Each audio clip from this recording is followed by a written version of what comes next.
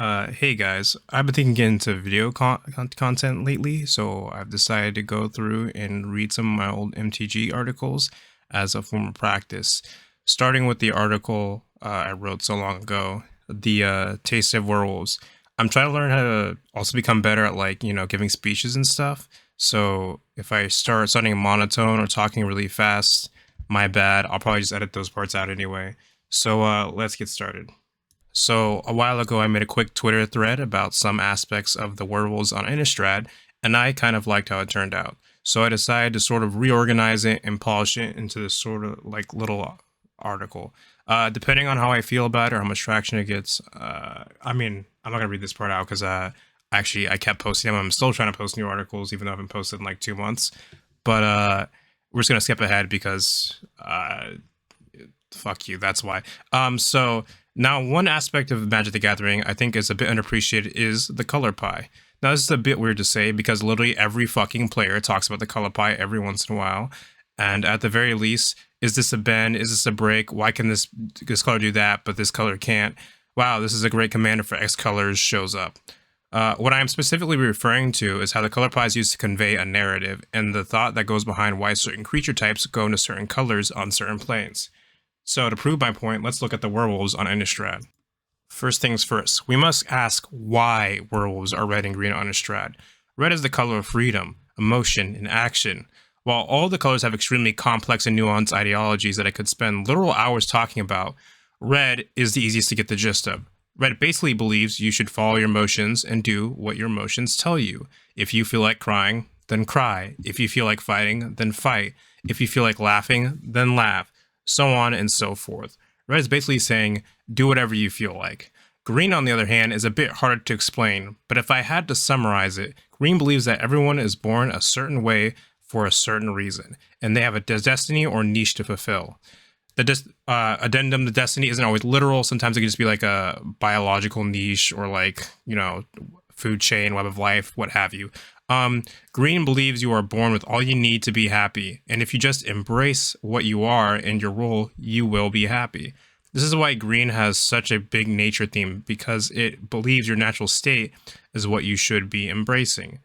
If you are born without wings, you probably shouldn't be flying, so on and so forth.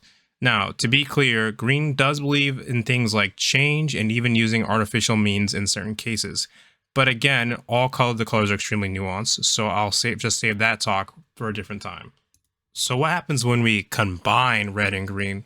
Well, you get what most players would call Gruul colors. Not to be mistaken for the Gruul tribes on Ravnica, or Gruul clans, I guess.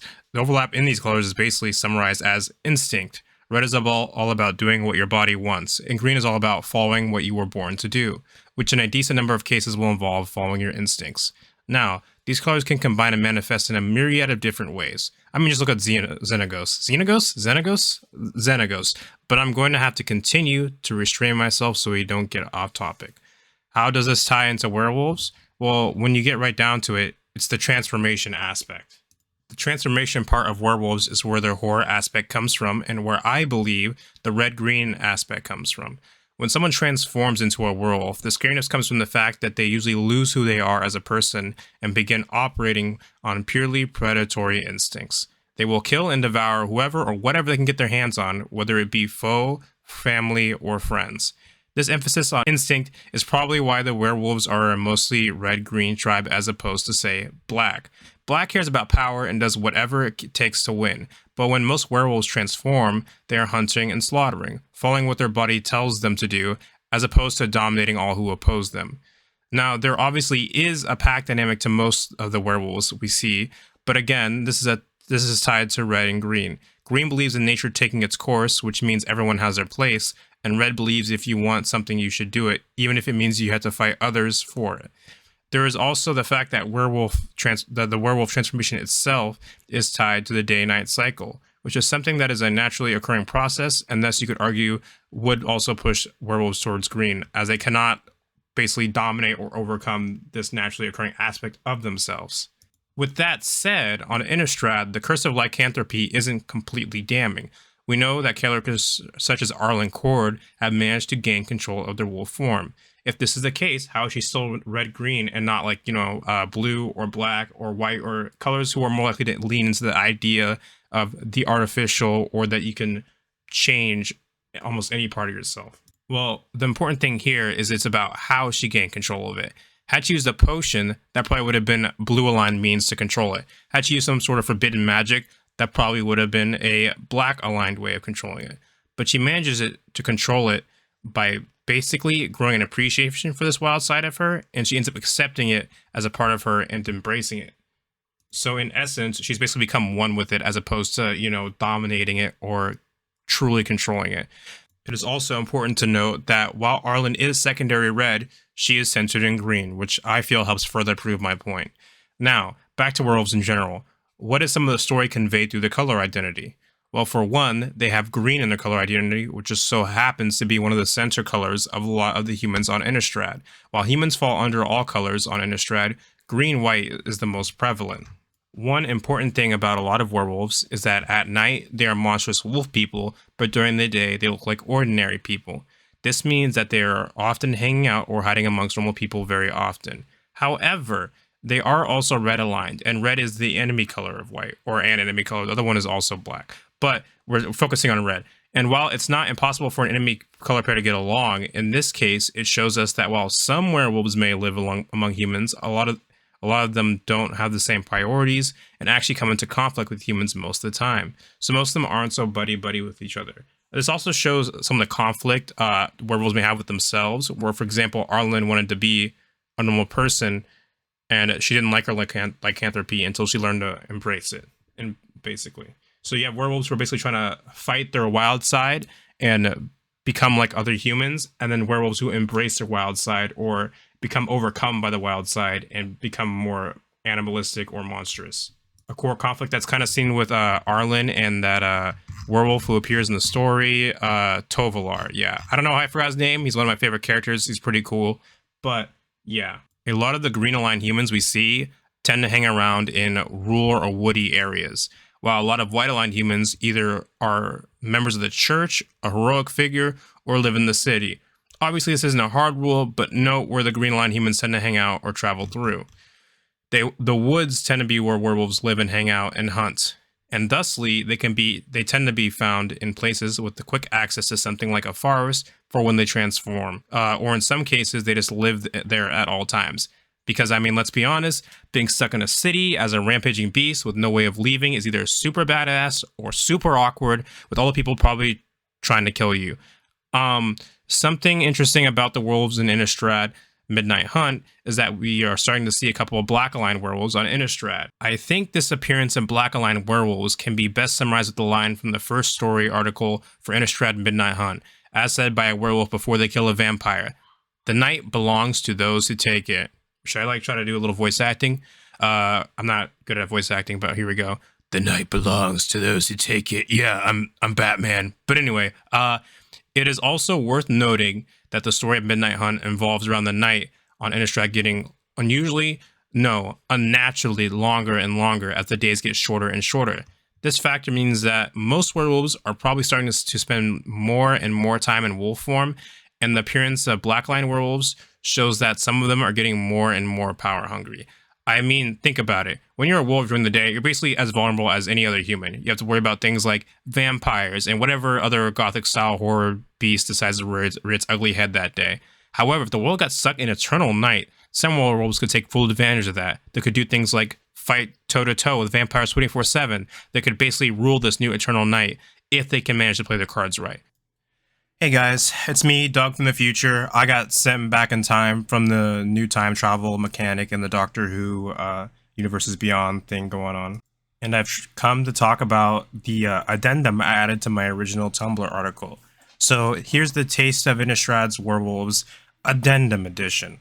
So I've talked about some of the flavors and color philosophies of the tribes of Innistrad, but then Crimson Vow came out, so when it comes to vampires, there's new stuff to talk about. However, werewolves didn't really have any drastic changes added to them that isn't already covered in the original article. But since I'm going to add an addendum to the vampires due to the introduction of white to the color alignment of Innistrad's vampires in a main set, I decided to cover two cards I neglected to mention in the original article.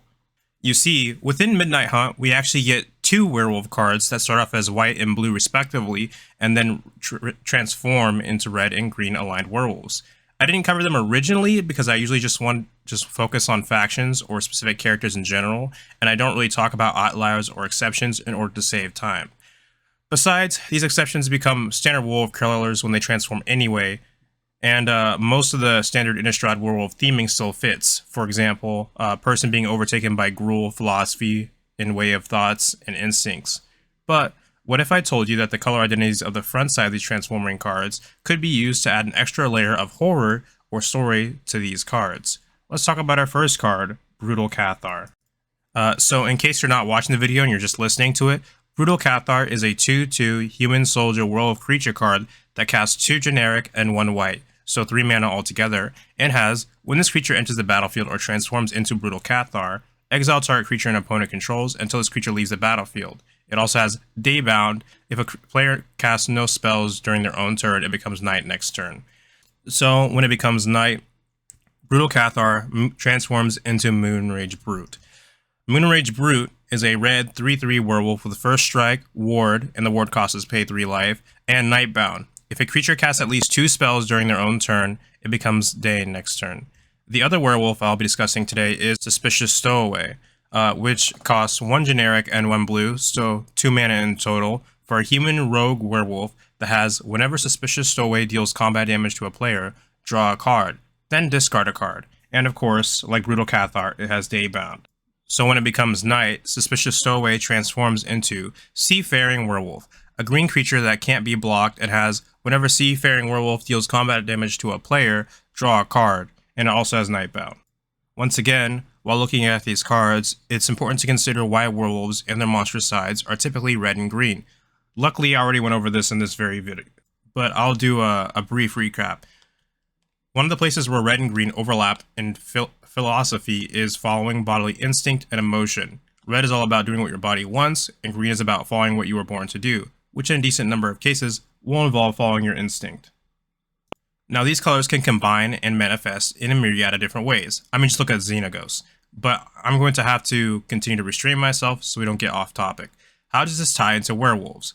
Well, Brutal Cathar is a white creature that transforms into a red creature, and Suspicious Stowaway is a blue creature that transforms into a green one.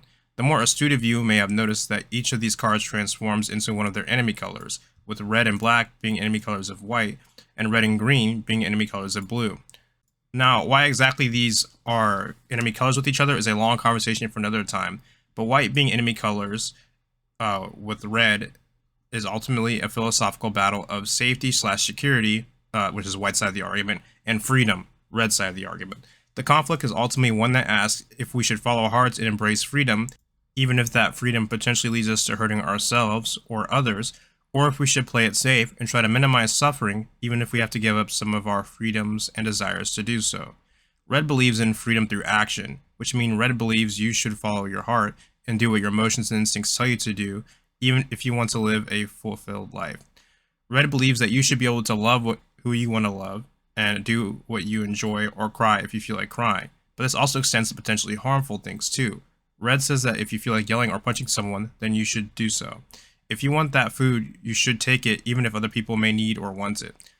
So what I believe we are seeing with Brutal Cathar is someone who normally holds on to white ideology, having their mind changed when transformed so that they come to their instincts and embrace a more red ideology. With Suspicious Stowaway, we see a similar story, where red and green overlap is with bodily feeling and drives. So in this case, turning into a green werewolf mostly represents someone who is normally blue aligned being overtaken by their instincts, which says a lot because blue is all about perfection through knowledge. Blue's goal is to better itself and the world around it by using knowledge, and part of doing that is using your head and forethought. So putting a normally blue character in a state where it won't or can't do that due to being overtaken by animalistic instincts is interesting, and is probably one of the scariest things you can do to it, because blue is all about the idea of control and betterment. But that's enough from me for now. I don't have any cool or witty outros, so I don't know what to say. But, well, who's your favorite werewolf from either mechanical perspective, player perspective, or character perspective? As the night becomes longer and longer, make sure you don't actually turn yourself into a werewolf during dinner. It's super awkward. See you guys later.